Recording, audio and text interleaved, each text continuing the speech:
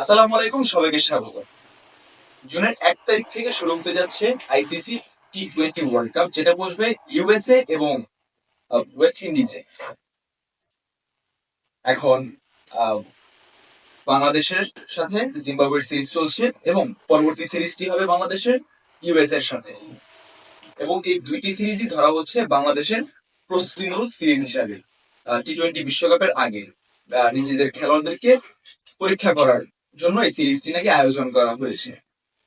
এখন আমার কথা হচ্ছে, আপনি যদি প্লেয়ারদেরকে পরীক্ষা করার জন্য সিরিজটি করে থাকেন, তাদের ব্যাটিং অর্ডারে যে সমস্যা, সেই সমস্যাটা পরীক্ষা করার জন্য যদি আপনি সিরিজটি করে থাকেন, তাহলে জিম্বাবুয়ের সাথে কেন দুটা ম্যাচে টস জিতে বোলিং নিতে হলো?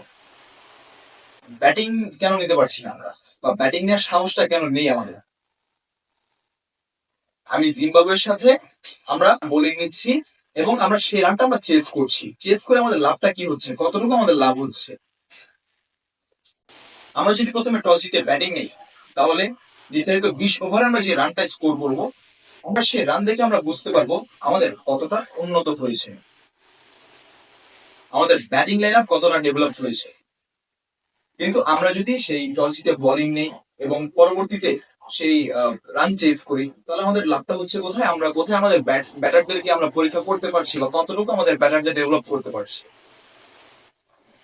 মানে জিনিসটা হচ্ছে এরকম যে আপনারা সিরিজ গুলো আয়োজন করছেন ব্যাটিং পরীক্ষা করার জন্য, বা ব্যাটারদের পরীক্ষা করার জন্য, তাদের স্কিল ডেভেলপের জন্য, কিন্তু আপনারা সেই বোলিং পরীক্ষা করছেন।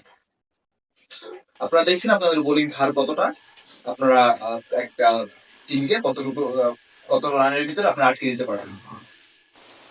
মানে জিনিসটা হচ্ছে এরকম যে আমার কালকে ইংরেজি পরীক্ষা, পরের দিন সমাজ পরীক্ষা, আমি ইংরেজি পড়া না পড়ে আমি সমাজ নিয়ে পড়ছি, আমার সমাজটা পাশ করতে হবে, ইংলিশটা টাইনা টুইনা এইভাবে আমি পাশ করে ফেলবো। এরকম জিনিস হলে বিশ্বকাপে ভালো কিছু আশা করা যাবে না। ওই আমরা সেই 70, 78, 80, 82 এই রানের মধ্যে টি-20 ফার্স্টে ব্যাটিং করে অল আউট হতাম, এখনো তার কোনো ব্যতিক্রম হবে না।